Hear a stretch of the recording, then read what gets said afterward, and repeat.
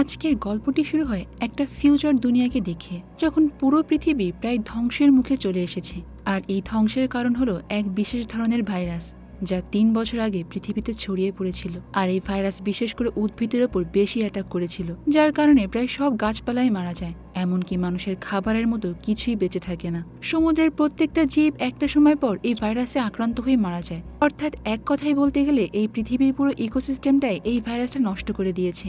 সব গাছপালা মারা যাওয়ার কারণে পৃথিবীতে প্রচন্ড রকম অক্সিজেনের অভাব দেখা যায়। এমন কঠিন পরিস্থিতিতে বিজ্ঞানীরা হাজার রকম ভাবে চেষ্টা করে যাচ্ছিল কিভাবে এই ভাইরাস থেকে রক্ষা পাওয়া যায়, কিন্তু অনেক চেষ্টা করার পরও তারা এর থেকে বের হতে পারেনি, যার কারণে বেশিরভাগ মানুষই বিশ্বাস করে নিয়েছিল যে তাদেরকে হয়তো এই ভাইরাসের কারণেই মরতে হবে, আর পৃথিবীটাও আস্তে আস্তে এইভাবে ধ্বংস হয়ে যাবে। তবে বর্তমান তাদের মনে একটু নতুন আশা সৃষ্টি হয়েছে, আর এই আশা হলো ডক্টর স্টিভেনের তৈরি নতুন প্রজেক্ট জেমিনি। স্টিভেন যখন সবার সামনে এই প্রজেক্ট জেমিনি ব্যাখ্যা করছিল, তখন সে বলে যে তাদের গ্রুপে বেশ কিছু বিজ্ঞানী এমন কিছু অবজেক্ট খুঁজে পেয়েছে যেগুলো কিনা এই পৃথিবীতে বহু বছর ধরেই আছে, এমনকি যখন পৃথিবীতে কোনো জীবের সৃষ্টি হয়নি তখন থেকে নাকি এগুলো আছে। আর স্টিফেন বিশ্বাস করে যে এই অদ্ভুত অবজেক্টগুলো পৃথিবীতে জীবের সৃষ্টি করেছে। এই কারণে সেই অদ্ভুত জিনিসের মতো একই রকম কৃত্রিম কিছু তৈরি করেছে। তার উদ্দেশ্য হলো এই অবজেক্টগুলোকে একটা মহাকাশ যানের মধ্যে করে মহাকাশে পাঠাবে, আর সেখানে গিয়ে অবজেক্টগুলো তাদের পছন্দ মতো প্ল্যানেট খুঁজে নেবে, এমনকি তারা জীবনেরও সৃষ্টি করবে। আর এই সব বলে স্টিফেন জানায় যে পৃথিবীতে জীবের সৃষ্টি করেছে এলিয়ানরা, তারাও ঠিক এমনভাবেই কিন্তু স্পেসশিপের সাহায্যে এই অদ্ভুত অবজেক্টগুলো পৃথিবীতে পাঠিয়েছিল, আর তারপরেই এখানে জীবের সৃষ্টি হয়েছে, আমরা সবাই জন্মগ্রহণ করেছি। স্টিফেন তখন আরও জানায় যে এই মিশনে ডাক্তার, পাইলট, মিলিটারি, এমনকি কেবিন ক্রু সবাই থাকবে। তাদের লক্ষ্য থাকবে অন্য একটা নতুন গ্রহে গিয়ে আর্থ 2.0 গঠন করা। স্টিফেনের পরিবার বলতে শুধুমাত্র তার স্ত্রী অ্যামিই আছে, তবে অ্যামি মোটেও চায় না যে তার হাজব্যান্ড এই মিশনে যাক। সে অনেকভাবে চেষ্টা করে তার হাজব্যান্ডকে আটকানোর, কিন্তু এই মিশন লঞ্চ হওয়ার দিন সে আর কিছুই করতে পারে না, কারণ সে ওখানে আসার আগেই স্পেসশিপটা মহাকাশে উড়ে যায়। তবে তাদের এই স্পেসশিপটা মহাকাশে পৌঁছে যাওয়ার পর হঠাৎ করে কিছু আর্টিফ্যাক্টস, মানে যার দ্বারা তারা নতুন গ্রহ খুঁজে বের করবে, সেটার মধ্যে ক্র্যাক সৃষ্টি হয়। আর একইভাবে তাদের স্পেসশিপেও বেশ কিছু টেকনিক্যাল এরর দেখা দেয়, তাই তারা বাধ্য হয়ে এলিয়েনদের জন্য যে টেকনোলজিটা ছিল ওটাই অন করে দেয়। আর এমনটা করার সঙ্গে সঙ্গে তাদের স্পেসশিপের চারপাশে একটা সার্কেলের মতো তৈরি হয়ে যায়। এই কারণে তাদের স্পেসশিপে কিছুটা এক্সট্রা পাওয়ারও চলে আসে, আর অনেক দ্রুত গতিতে এগিয়ে যায়। তবে এই সমস্যা সলভ করার পর তারা লক্ষ্য করে যে তারা যেই ঠিকানায় যাওয়ার জন্য এই মিশনটা শুরু করেছিল, তারা সেই ঠিকানায় না আসে একটা ভুল লোকেশনে চলে এসেছে। এটা দেখে তো স্টিফেন এই শিপে থাকা ইঞ্জিনিয়ার পিটারকে অনেক বকাঝকা করে, কারণ এই সবকিছুর দায়িত্ব ছিল পিটারের। স্টিফেন মনে করে যে এটা সম্পূর্ণই পিটারের দোষ, সে কোনো না কোনো ভুল করেছে, যার জন্য আজকে এরকম একটা বিপদে পড়েছি আমরা। তাই রেগে গিয়ে সে স্টিফেনকে তার ডিউটি থেকেই বাদ দিয়ে দেয়। এর কিছুক্ষণ পরে দেখা যায় যে স্টিফেন যখন রেস্ট নিচ্ছিল তখন তার স্ত্রী এমির কথা মনে করছিল।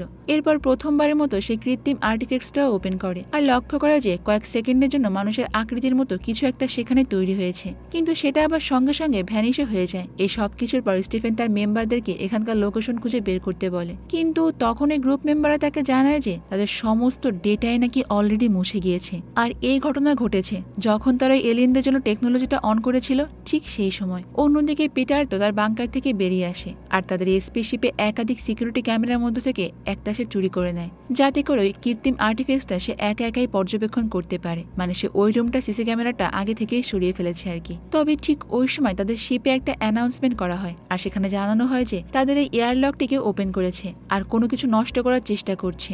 এই অ্যানাউন্সমেন্ট শুনে তো প্রত্যেকেই চারপাশটা খুব ভালোভাবেই চেক করে, আর তারা দেখতে পায় যে পিটার বাইরে ভেসে বেড়াচ্ছে, এমনকি সে পুরো বরফের মতো শক্ত হয়ে গিয়েছে। এই সব কিছু দেখে ডক্টর ডেভিড মনে করে যে পিটার তার করা ভুলের জন্য নিজেকে শাস্তি দিয়েছে, আর সে ইচ্ছাকৃতভাবেই এমনটা করেছে। কিন্তু ডক্টর লিওনা জানায় যে আমি পিটারের সঙ্গে দীর্ঘ 8 বছর ধরে কাজ করছি, তাই আমি ভালো করে জানি পিটার এমনটা কোনোভাবেই করতে পারে না। আর পিটারের এমন অবস্থা দেখে তো সে কান্নাই করে ফেলে, আর ওখানে এরকম কান্নাকাটি আর হট্টগোল দেখে তো স্টিফেন অনেক রেগে যায়। সে লিওনাকে বলে যে তোমার এই ইমোশন তোমাকে কন্ট্রোল করতে হবে, তুমি ভুলে যেও না আমরা এখানে একটা মিশনে বেরিয়েছি, আমাদের প্রধান লক্ষ্য হওয়া উচিত এই মিশনটা কমপ্লিট করা, এখানে ফালতু ইমোশনের কোনো দাম নেই। তো এরই মধ্যে ডক্টর ডেভিড আবার স্টিফেনকে সেই গল্পটা শোনায় যখন সে তার মেয়েকে হারিয়েছিল। সে বলে যে আমার মেয়ে যখন মারা যায় তখন আমি এই মিশনের কারণেই তাকে পুরোপুরি ইগনোর করে গিয়েছিলাম, আর ভেবেছিলাম যে হয়তো এই মিশনটা কমপ্লিট করলে পুনরায় সবকিছু ঠিক হয়ে যাবে, আমিও তখন আমার মেয়ের কাছে যেতে পারবো, কিন্তু তেমনটা কিছুই হয়নি। স্টিফেন তার কথাগুলো মন দিয়ে শোনে আর বলে যে আপনার এই দুঃখ ঠিকই চলে যাবে, যেদিন আমরা এই মিশন কমপ্লিট করতে পারবো সেদিন দেখবেন আর কিছুই মনে থাকবে না। তো এইসবের মধ্যেই তারা আবার লক্ষ্য করে যে তাদের স্পেসশিপটা এমন একটা প্ল্যানেটের মধ্য দিয়ে অতিক্রম করছে যেটা কিনা আগ্নেয়গিরির পাথর দিয়ে তৈরি করা। এই কারণে এখানে কোনো রকম অক্সিজেন নেই। তবে অদ্ভুত ব্যাপার হলো চারপাশের বায়ুমণ্ডল আবার খুব একটা বিষাক্ত নয়, অর্থাৎ তারা চাইলেই ব্রিদিং মাস্ক লাগিয়ে বাইরে যেতে পারে। তাই স্টিভেন মনে করে যে এটাই সেই উপযুক্ত প্ল্যানেট যেখানে তারা দ্বিতীয় পৃথিবী তৈরি করতে পারবে। কিন্তু ক্যাপ্টেন রায়ান তখন স্টিফেনকে বাধা দেয় আর বলে যে আমরা তো এখনো পর্যন্ত এই প্ল্যানেটটাকে পর্যবেক্ষণ করিনি, এটা আমাদের কাছে পুরোপুরি নতুন, তাই এখানে ল্যান্ড করা কিন্তু খুবই বিপজ্জনক হবে। কিন্তু সে স্টিফেনের কথায় কোনো রকম গুরুত্বই দেয় না, বরং সে রায়ানকে জানায় যে এই মিশনটা প্রথমে আমি তৈরি করেছিলাম, তাই এখানে আমার কথাই হলো শেষ কথা। এইটা বলে সে সমস্ত ক্রু মেম্বারদেরকে এক প্রকার জোর করে ওই প্ল্যানেটে যাওয়ার উদ্দেশ্যে যাত্রা শুরু করে। এখন সময়ের সঙ্গে সঙ্গে তারা যতই প্ল্যানেটের কাছাকাছি পৌঁছচ্ছিল তাদের স্পেসশিপে ভয়ঙ্কর ঝড় উঠতে শুরু করে, আর শিপের পাইলট তখন ব্রেকিং ফাস্টারটা অন করে দেয় যাতে করে তারা ধীর গতিতে ল্যান্ড করতে পারে। কিন্তু সমস্যা হলো এমনটা করতে গিয়ে তাদের শিপের সমস্ত ফুয়েলই শেষ হয়ে যাবে, যার ফলে ওখান থেকে আবার পৃথিবীতে ফিরে আসা তাদের পক্ষে অসম্ভব হবে। কিন্তু তারা তো এখন এটাও জানে যে এই কাজ করা ছাড়া তাদের কাছে আর কোনো বিকল্প রাস্তা নেই, তাই এখন বেঁচে থাকার জন্য তাদেরকে এটা করতেই হবে। এরপর এই শিপটা যখন ওই নতুন প্ল্যানেটে গিয়ে আছড়ে পড়ে, প্রত্যেকটা ক্রু মেম্বার তো বেশ কিছু সময়ের জন্য অজ্ঞান হয়ে যায়। আর এরপর যখন তাদের জ্ঞান ফিরে আসে তারা পুনরায় আবারও কাজ শুরু করে দেয়, আর লক্ষ্য করা যায় তাদের শিপে খুব বেশি একটা ক্ষতি হয়নি। কিন্তু সত্যি সত্যি তাদের ফিউল খুব অল্প রয়েছে, যার ফলে তাদেরকে এখন এখানেই থাকতে হবে। এত সহজে আর পৃথিবীতে ফিরে যাওয়া পসিবল নয়। সবাই প্রচণ্ড হতাশ হয়ে পড়লেও স্টিফেন এই ঘটনায় খুব একটা বেশি হতাশ হয় না, কারণ তার মতে তারা এখানে এমনভাবে এসেছে যাতে করে 4 বছর এখানেই থাকতে পারে। অন্যদিকে দেখা যায় যে স্পেসশিপের মধ্যে হঠাৎ করে কিছু আঠালো জিনিস ফোটায় ফোটায় পড়তে শুরু করে। তখন রিচার্ড নামের একজন এটা দেখে মাদারশিপটার ভেতর খুব ভালোভাবে পর্যবেক্ষণ করে। তখন সে লক্ষ্য করে যে সেখানে থাকা একটা ক্যামেরা মিসিং। অন্যদিকে বাকি মেম্বাররা সেখানে সার্ভাইভ করার জন্য তাদের স্যুটগুলো পরে নেয়, আর পাশে থাকা একটা গুহার মধ্যে চলে যায় সেই আর্টিফ্যাক্টসটা অ্যাক্টিভ করার জন্য। আর ওটাকে অ্যাক্টিভ করে তারা আবারও শিপে ফিরে আসে যাতে করে ডেটাগুলো কালেক্ট করতে পারে। আর এর মধ্যে তো রিচার্ড তাদের একটা ভিডিও দেখায় যেটা কিনা পিটার মৃত্যুর আগে করে গিয়েছিল। এই ভিডিও দেখে তারা পুরোপুরি চমকে যায়, কারণ ওখানে পিটার বোঝাতে চেয়েছিল যে সে কিভাবে কোনো রকম ভুল করেনি, কিন্তু স্টিফেন তাকে শুধু শুধু এই কাজ থেকে বাদ দিয়ে দিয়েছে। তো সবকিছু দেখতে দেখতে হঠাৎ করে সে আর্টিফ্যাক্টসটা মানে যেটাকে অ্যাক্টিভ করতে তারা গিয়েছিল ওর মধ্য থেকে কিছু অদ্ভুত জিনিস বেরিয়ে আসে আর পিটারকে সঙ্গে সঙ্গে মেরে ফেলে। এই ভিডিও দেখে তারা কিছুতেই বুঝতে পারছিল না যে এটা কিভাবে সম্ভব, আর এই অদ্ভুত জিনিসটাই বা কি। তো এরই মধ্য দিয়ে আবার রিচার্ড তাদেরকে জানায় যে আমি অনেক রকমভাবে এই ভিডিওটা দেখেছি। আমার মনে হচ্ছে যে এই শিপটা যখন পৃথিবী ছেড়ে মহাকাশে আসছিল তখনই কোনো এলিয়েন এর মধ্যে প্রবেশ করেছে, আর এই কারণেই আমাদের স্পেসশিপে এরকম ভুল ত্রুটি দেখা দিয়েছে। এখানে পিটারের আসলে কোনোই দোষ নেই। স্টিফেন তার সঙ্গে শুধু শুধুই এমনটা করলো। তবে তাদের এই আলোচনা খুব বেশি একটা সময় ধরে চলে না, কারণ ডক্টর ডেভিড তাদেরকে জানায় যে একটু আগে তারা যে আর্টিফ্যাক্টসটা অ্যাক্টিভ করেছিল সেটা নাকি ভুল ডিরেকশনে কাজ করছে। তাদের সেভ করা প্রোগ্রাম এখন আর চলছে না, তার বদলে সেখানে অন্য সব প্রোগ্রাম চলছে। এই সব কিছু জানতে পেরে তো স্টিফেন সেখানে ফিরে যাওয়ার জন্য তৈরি হয়ে যায়, কিন্তু রায়ান তাকে বাধা দিয়ে বলে যে তোমাকে আর এই মিশনে লিডার রাখা হবে না, কারণ তুমি আমাদের কাছে অনেক কিছু লুকিয়েছো। আর এখান থেকে আমরা জানতে পারি যে এই সব কিছুর ব্যাপারে মানে আর্টিফ্যাক্টসের ব্যাপারে স্টিফেন অনেক আগেই জানতে পেরে গিয়েছিল, আর ওর মধ্য থেকে যে অদ্ভুত কিছু বের হয়ে আসতো এটাও সে জানতো, কিন্তু সেটা ইচ্ছা করে কখনো কাউকে জানায়নি যাতে করে সবাই ভয় না পেয়ে যায়। তার মানে বুঝতে পারছো তো পিটারের মৃত্যুর পেছনে কিন্তু স্টিফেনেরও হাত আছে। এখন এই কথা শুনে স্টিফেন বাধ্য হয়ে লিডারশিপটা ছেড়ে দেয়। কিছুক্ষণ পর স্টিফেন ডেভিডের কাছে আসে আর তাকে সেই গোলকটা ভালোভাবে পর্যবেক্ষণ করতে বলে। পর্যবেক্ষণ শেষ হয়ে গেলেই এয়ারলকের মধ্যে কোনো একটা জায়গায় লুকিয়ে থাকতে বলে যাতে করে অদ্ভুত জিনিসটা যখন বেরিয়ে আসে তাকে যেন আর খুঁজে না পায়। কিন্তু এই পরামর্শ তো ডেভিড মানতে চায় না, কারণ সে রায়ানের বিরুদ্ধে যেতে চায় না। তখন স্টিফেন তাকে আবার তার মেয়ের কথা মনে করিয়ে দেয় আর বলে যে নতুন পৃথিবী তৈরি করাটা আমাদের জন্য ঠিক কতটা জরুরি, যার ফলে ডেভিড এবার এক প্রকার বাধ্য হয়ে স্টিফেনের এই প্ল্যানে রাজি হয়ে যায়। তো এরপর যখন তারা ওই গুহাতে পুনরায় ফিরে আসে লক্ষ্য করে যে ওই গোলকটি মানুষের জীবনের চাইতে এলিয়েনদের জীবন খুব তাড়াতাড়ি তৈরি করছে। এর কারণ হলো কেউ ইচ্ছা করে গোলকটি সেটিংস পুরোপুরি চেঞ্জ করে দিয়েছে। স্টিফেন তখন এই সেটিংসটা আবার আগের মতো করার চেষ্টা করে, কিন্তু ডেভিড তখন তাকে বারবার এখান থেকে চলে যেতে বলে, কারণ এই জায়গাটা তার কাছে খুব বিপজ্জনক বলেই মনে হচ্ছিল। তবে স্টিফেন তার কথা শোনে না। আর ঠিক তখনই ডেভিড তার রাডারে লক্ষ্য করে যে একটা এলিয়েন তাদের কাছাকাছি চলে এসেছে। তাই এইবার সে বাধ্য হয়ে ওখানে একটা গুলি করে, যাতে করে স্টিফেন তার কথা শোনে আর চুপচাপ শিপে চলে যায়। কিন্তু স্টিফেন এবারও তার কথা শোনে না, বরং সে নিজের বন্দুকটা ডেভিডের দিকে তুলে ধরে। আর এরপর তারা লক্ষ্য করে যে এলিয়েনটা সত্যি সত্যি তাদের গুহার মধ্যে প্রবেশ করে গিয়েছে। তারা দুইজন তো আর্টিফ্যাক্টসটাকে কোনো মতে তাদের সঙ্গে নিয়ে যায় আর গুহা থেকে পালানোর চেষ্টা করে। আর লক্ষ্য করে যে এলিয়েনটা তাদের সামনেই ঘোরাফেরা করছে। এমনকি তারা তখন বিভিন্ন রকম আওয়াজও শুনতে পায়, তাই তারা তাদের স্পেসশিপটাকে লক্ষ্য করে দৌড়াতে শুরু করে। তবে এই যাত্রার মতো তাদের ভাগ্য ভালো ছিল, কারণ ওই এলিয়েনটা তাদের অ্যাটাক করার আগে তারা স্পেসশিপের মধ্যে ঢুকে পড়ে। ডেভিড তো স্টিফেনের উপর খুব বেশি রেগে যায়, শুধুমাত্র তার এরকম জিদের কারণে তাদেরকে আজকে এরকম একটা বিপদে পড়তে হলো।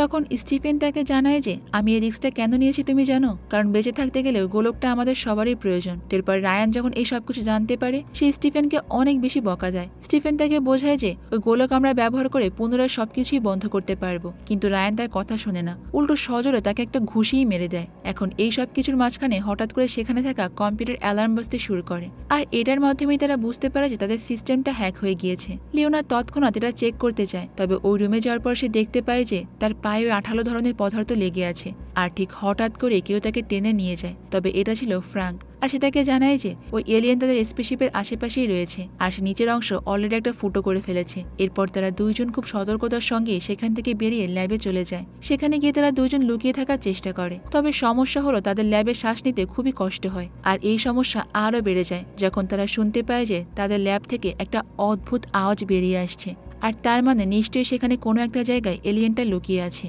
তো এমন পরিস্থিতিতে ফ্রাঙ্ক তখন লিওনাকে ধাক্কা দিয়ে ওই ঘর থেকে বের করে দেয়, আর সঙ্গে সঙ্গে দরজাটা বন্ধ করে দেয়। তবে লিওনা বাইরে বের হলেই ফ্রাঙ্কের চিৎকার শুনতে পায়, তার মানে বুঝতে আর বাকি থাকে না যে ওই এলিয়েনটা হয়তোবা ফ্রাঙ্ককে মেরে ফেলেছে। মানে ফ্রাঙ্ক এখানে নিজের জীবন দিয়ে লিওনাকে বাঁচিয়ে দিল। এটা দেখে তো লিওনা দ্রুত কন্ট্রোল রুমে গিয়ে বাকি মেম্বারদের সঙ্গে দেখা করে, আর তার সঙ্গে কি ঘটেছে সবটাই জানিয়ে দেয়। এখন সবকিছু শুনে তো রায়ান আবারও রেগে যায়, আর এবার সব দোষ স্টিফেনকেই দেয়, কারণ তার কারণে আজকে এলিয়েনরা এই পর্যন্ত চলে এসেছে। রায়ান তখন লক্ষ্য করে যে ওই ভয়ঙ্কর এলিয়েনটা তাদের জেনারেটর সিস্টেমটাকেও নষ্ট করে দিয়েছে, যার ফলে সেখানকার ক্যামেরাগুলো বন্ধ হয়ে গিয়েছে।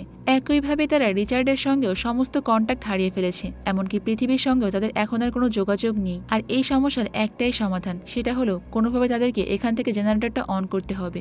কিন্তু সমস্যা হলো সেখানে এলিয়েনরা রয়েছে। এখন এই কঠিন কাজটা স্টিফেনকেই করতে বলা হয়, কারণ যা কিছু ঘটছে এই সবকিছুর পেছনে সেই দায়ী। স্টিফেনও তখন তার কথাই মেনে নেয়, আর অনেক সতর্কতার সঙ্গে জেনারেটরের কাছে গিয়ে পৌঁছায়। সেটাকে সে পুনরায় চালু করার চেষ্টা করে, কারণ জেনারেটর চালু হয়ে গেলে তার বাকি টিম মেম্বাররা এলিয়েনটাকে ট্র্যাক করতে পারবে।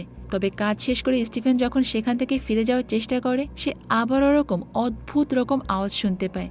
তার আর বুঝতে বাকি ছিল না সে হয়তো এখনই মারা যাবে, কিন্তু ঠিক সেই সময় রায়ান তাকে টেনে ওখান থেকে কন্ট্রোল রুমে নিয়ে আসে। এরপর সব টিম মেম্বাররা মিলে এলিয়েনটাকে তাদের স্পেসশিপ থেকে কিভাবে বের করা যায় সেটা নিয়ে প্ল্যান করতে থাকে। তাদের এই প্ল্যান মতো স্টিফেন আরও একবার বাইরে যায় এলিয়েনটাকে ধরার জন্য।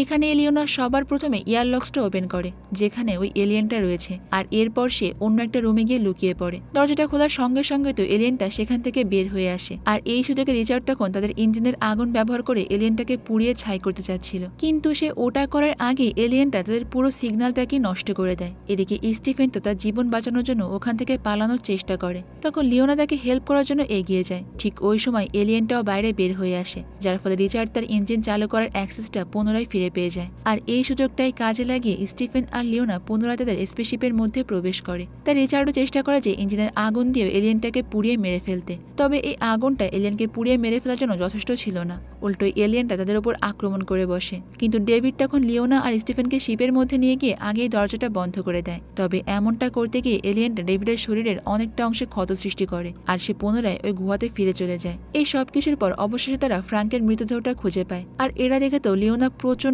পরিমাণ হতাশ হয়ে পড়ে, কারণ তাকে বাঁচাতে গিয়েই তো ফ্রাঙ্কের আজকে এই অবস্থা। আর একটা সময় পর সে অপরাধবোধ সহ্য করতে না পেরে তো সুইসাইড করে ফেলে। এই খারাপ পরিস্থিতিতে স্টিফেনের তখন তার স্ত্রীর কথা মনে পড়ে, যে কিনা তাকে বারবার মানা করেছিল এমন মিশনে আসতে, অনেক চেষ্টা করেছে তাকে আটকানোর, কিন্তু স্টিফেন তার একটা কথাও শোনেনি। এমনকি সে তাকে এটাও জানিয়েছিল যে আমি একটা ভ্যাকসিন নিয়ে কাজ করছি, আর আমি তো প্রেগনেন্ট, তুমি প্লিজ আমাকে ছেড়ে যেও না। ওই সময়টা আসলে স্টিফেনের তার স্ত্রীর সঙ্গেই থাকা বেশি জরুরি ছিল, কিন্তু স্টিফেন তখন তার স্ত্রীর কথা একবারও চিন্তা না করে এই মিশনে সম্পূর্ণ মনোযোগ দিয়েছিল। এই সব কিছু একসঙ্গে মনে করার কারণে তো স্টিফেনের বেশ খারাপ লাগতে শুরু করে, কিন্তু সে পুনরায় আবারও তার কাজ শুরু করে দেয়। তারা অলরেডি তাদের স্পেসশিপের মধ্যে এলিয়েনের লেজার কিছুটা অংশ পায়, আর এইবার তারা ওটাকে পর্যবেক্ষণ করার জন্য ল্যাবেই চলে যায়। আর ল্যাব থেকে তারা জানতে পারে যে এটা হলো একটা স্পেশাল বায়ো রোবট, আর ঠিক একই রকম উপাদান দিয়ে তৈরি, যেটা দিয়ে তাদের ওই গোলকটা তৈরি করা হয়েছে। তার মানে হলো গোলকটি সবসময় এই ধরনের এলিয়েন বা ক্রিয়েচার তৈরি করতেই এক্সপার্ট। এরপরে স্টিফেন ডেভিডকে জানায় যে ওই এলিয়েনটার আঘাতের কারণে তোমার শরীরে এক প্রকার ব্যাকটেরিয়ার জন্ম হয়েছে আর তোমাকে ইনফেক্টেড করে ফেলেছে। তবে একটা অদ্ভুত ব্যাপার হলো এই ব্যাকটেরিয়ার মধ্যে আবার ডিফেন্স মেকানিজম রয়েছে, যার অর্থ হলো তোমার শরীরের রক্ত ব্যবহার করে এক বিশেষ ধরনের ভ্যাকসিন তৈরি করা যাবে। স্টিফেন তো তার পর্যবেক্ষণটা চালিয়ে যায়, কিন্তু এরপর যখন সেই এলিয়েনটা লেজের কিছুটা অংশ কাটে তখনই হঠাৎ করে কন্ট্রোল রুমের প্রত্যেকটা লাইটে জ্বলতে নিভতে শুরু করে। আর ঠিক তখনই সে আবার ওই সেম দৃশ্য দেখতে পায়, যেটা কিনা সে পৃথিবীতে আর্টিফ্যাক্টসগুলো কালেক্ট করার সময় দেখেছিল। স্টিফেন তখন বুঝতে পারে যে এই রোবটকে শেষ করতে গেলে সর্বপ্রথম তাকে গোলকটার সমস্ত সেটিংই পরিবর্তন করা লাগবে। কিন্তু সে এমনটা করার আগে রায়ান তাকে ওই ল্যাবের মধ্যে বন্দি করে দেয় আর জানায় যে তোমাকে আর এই ল্যাব থেকে বের করা হচ্ছে না, তুমি এখানেই থাকো। এই সব কিছু দেখে তো স্টিফেনের আরও একবার অতীতের কথা মনে পড়ে যায়, যখন সে এই মিশনে আসার আগে তার স্ত্রীর সঙ্গে এটা নিয়ে ঝগড়া করেছিল আর এমনকি তাকে না জানিয়ে সেই মিশনে চলে এসেছে। তবে এইসব কিছু চিন্তা ভাবনা করার পর স্টিফেন আবারও তার গবেষণা শুরু করে দেয়। অন্যদিকে রিচার্ড তাদেরকে জানায় যে আমি অলরেডি তোমাদের ট্রাভেল হিস্ট্রি চেক করেছি, তবে আমি যা দেখতে পেয়েছি সেটা সম্পূর্ণ অবাক করার মতো। রিচার্ড তখন জানায় যে আমরা কিন্তু কোনো অন্য গ্রহতে নেই, বরং পৃথিবীর মধ্যেই আছি। তবে এখানে কোনো মানুষজন নেই কেন জানো? এই সময়টা হলো 4 বিলিয়ন বছর আগের, যখন পৃথিবীতে কোনো রকম মানুষের সৃষ্টি হয়নি, এমনকি কোনো জীবেরও সৃষ্টি হয়নি। আর এমনটা হওয়ার কারণ হলো তারা যখন স্পেসশিপ নিয়ে মহাকাশে রওনা হয় তখন তাদের গতি এতটাই বেশি ছিল যে টাইম ট্রাভেল করে তারা এমন পিছনে চলে গিয়েছে। একইভাবে সে জানায় যে তারা যে গোলকটাকে ক্লোন ভাবছিল, মানে যেটার মধ্য দিয়ে তারা জীবের সৃষ্টি করবে, এটা আসলে কোনো ক্লোন নয়, বরং এটাকে ভবিষ্যতের বিজ্ঞানীরা খুঁজে পেয়েছিল। অর্থাৎ এটাই হলো সেই আসল আর্টিফ্যাক্টস। এই সব কিছু জানতে পেরে তো সেখানকার সবাই অনেক বেশি আতঙ্কে পড়ে যায় আর তাদের খেয়ালই থাকে না যে ডেভিড ওই সাইডে মৃত্যুর সঙ্গে লড়াই করছে। এদিকে স্টিফেন তো ল্যাবের মধ্যে আর্টিফ্যাক্টসে সেই টুকরাগুলো খুঁজে পায়, যেটা দিয়ে সে তার বর্তমান স্ত্রী অ্যামিকে একটা ব্রেসলেট বানিয়ে দিয়েছিল। তাই সে তার স্ত্রীকে একটা চিঠি পাঠানোর জন্য আর্টিফ্যাক্টসের টুকরাগুলোতেই মেসেজগুলো লিখে দেয়।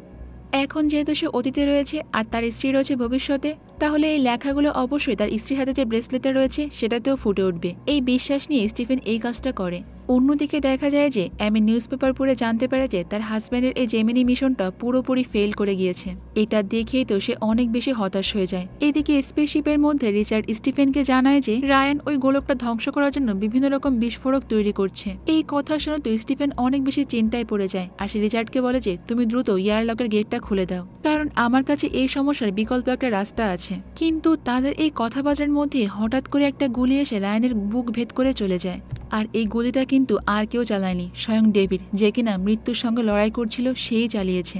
আসলে ডেভিডের শরীরে এত পরিমাণ ইনফেকশন ছড়িয়ে গিয়েছিল যে সে এখন বিশ্বাস করতে শুরু করে দিয়েছে যা হবার তো হয়ে গিয়েছে, এখন ওই এলিয়েনটা আমার আর কোনো ক্ষতি করবে না। তাই সে উঠেই প্রথমে রায়ানকে গুলি করে মেরে ফেলে।